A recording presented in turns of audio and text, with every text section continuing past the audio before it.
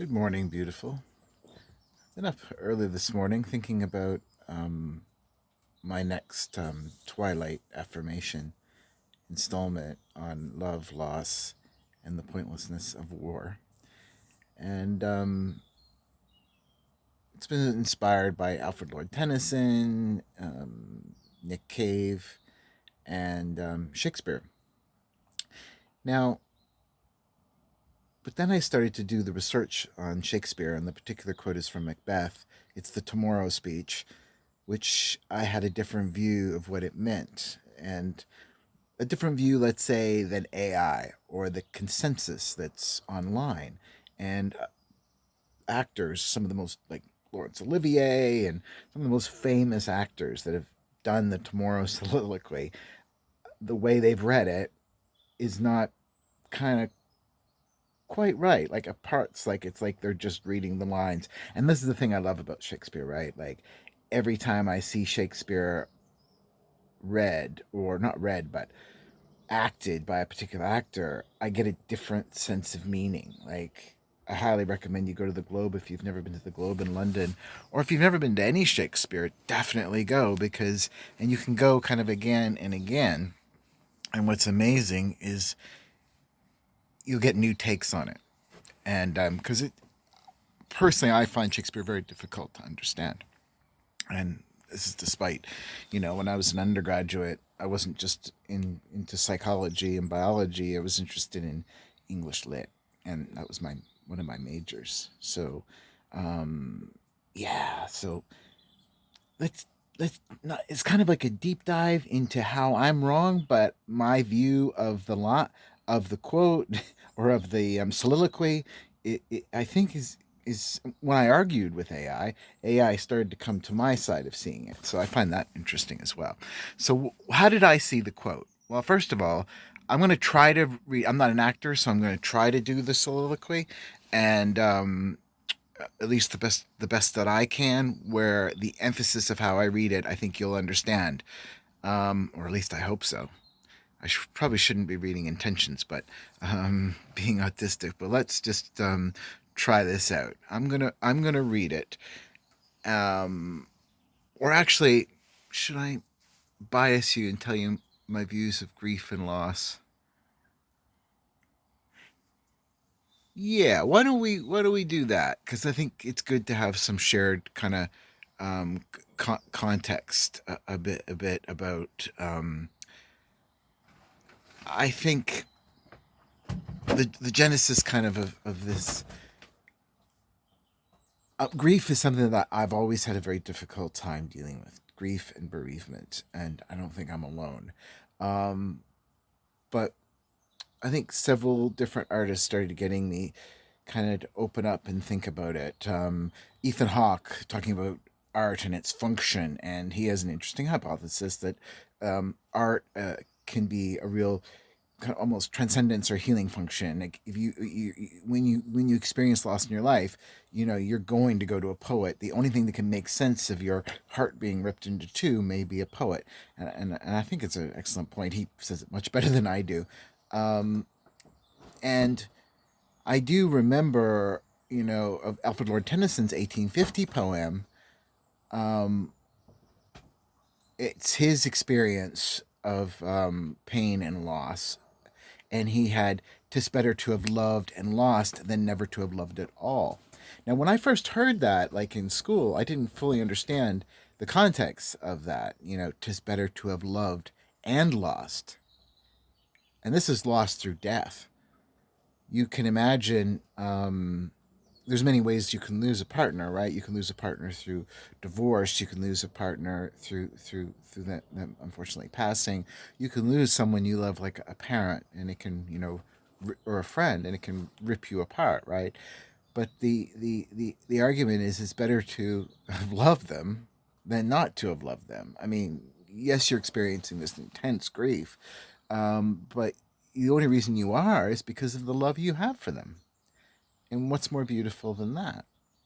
The deep philosophical issue, it's like you can't have joy without pain. This is the argument, which is a very kind of ancient kind of Buddhist kind of philosophy, isn't it? And I've seen that crystallized with the most probably the most famous modern quote on from Nick Cave. Most of people who know Nick Cave, either from the Birthday Party or Nick Cave and the Bad Seeds or films, or he's just a huge cultural icon. Um, he's expressed himself in words and art, and he says the pact of love, the inseparable connection. He basically argues if you love, you grieve, and that grief is the terrible reminder of the depths of our love. The reason I think the Shakespeare passage initially passed through my mind is because of the line out brief candle. Out brief candle, really suggests to me, how short life is, and how you really need to appreciate it because it can just disappear in an instant. And that was part of it. But the context of Macbeth is he had just found out that his wife has died, right? So there's no doubt in my mind that he has to be experiencing intense grief. And recall, he's in the middle of a war, right? In the middle of a war, he's just lost his wife, right? So the most logical thing that I can think that he's experiencing is the pointlessness of war, right? He's experiencing um, an epiphany at that moment, right? The basically the war of man is a complete ridiculousness. It doesn't matter. What matters was the love that he had for his wife and this sense of extreme loss. And in the ashes of nothing, because he's lost everything, he's now experienced an incredible enlightenment. And I see this as a remarkably redemptive thing of the character, and that's what makes it interesting. At least that's my reading of the passage. The pointlessness of war and how life is love. And he realizes that. You might say it was too late, but it doesn't matter if it's too late. It's never too late to be redeemed. And that's exactly what's happened with literature's presumably darkest character. It's viewed incorrectly, I think, as a passage about nihilism. But where do you go with that? It's like, and no wonder we keep going through war and war again, where we can't even get the basic message from Shakespeare.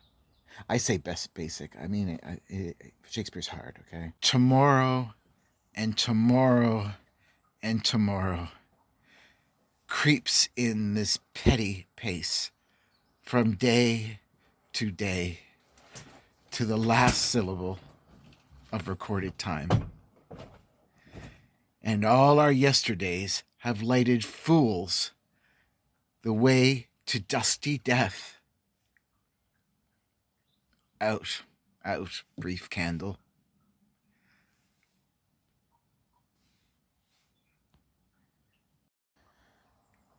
Tomorrow and tomorrow and tomorrow creeps in this petty pace from day to day to the last syllable of recorded time.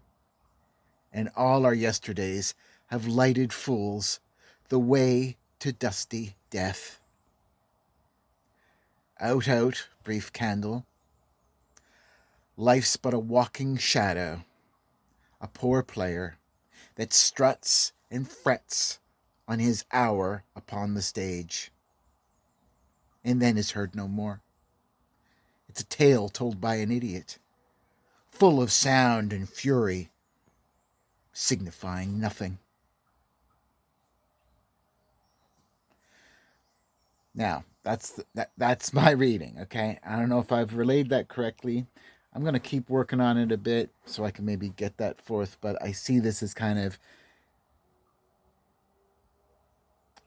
maybe a quiet redemption. He's learned something. He's learned something extremely powerful, right?